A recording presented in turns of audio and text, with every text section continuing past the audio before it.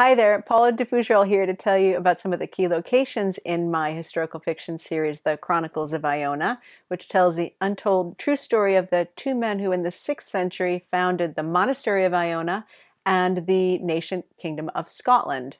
A Scottish warlord, Aidan McGabran, and an exiled Irish abbot, St. Columba. It's like the stories of King Arthur, but it's true. There are really two locations to which we return again and again in the series, even though the series ranges across the whole of the British Isles and Ireland, which makes it an awful lot of fun to write. We return again to two main locations. One is Dunad Hillfort, where Aidan McGabran resides, and the other place is Iona, which Columba eventually calls home. It's a small island. It's 3 miles north-south by a mile and a half east-west, and it's located off the southwest coast of the island of Mull in the Inner Hebrides off the west coast of Scotland. And it's got about 120 people living on it today.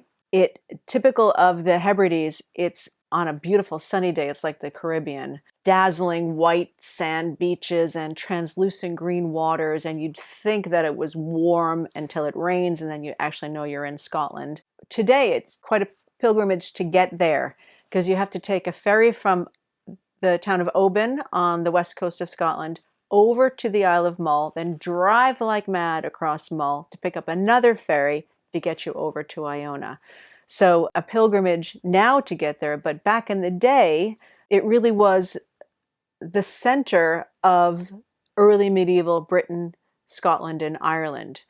And this makes sense if you actually think of the oceans not as a barrier, but actually a highway. If you flip the way you look at maps, if you flip your eyes around and you look at the water instead of the land, you can see that Iona is actually the center and the heart of it all. Not just for where it's located, but for what it became. Because for such a small, seemingly insignificant island, it has an outsized importance in the history of Europe.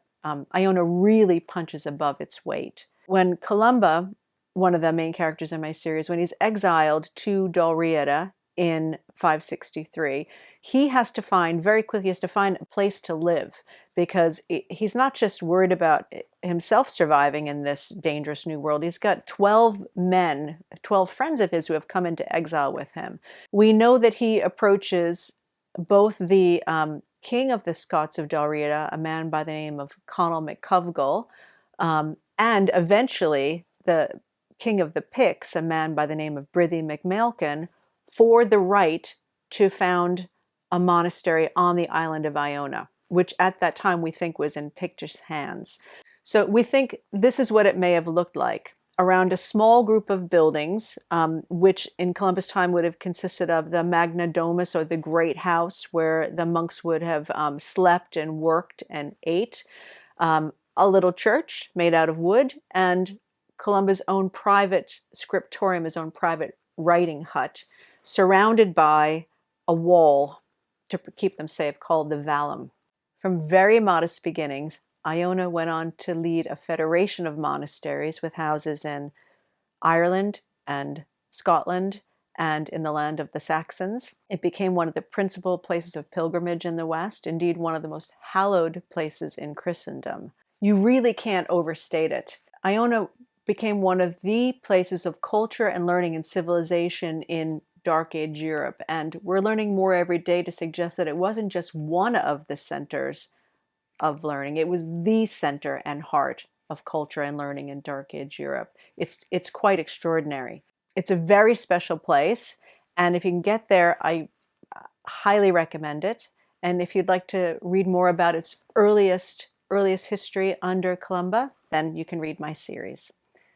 Okay, thanks a lot. And to find out more, check out these websites below.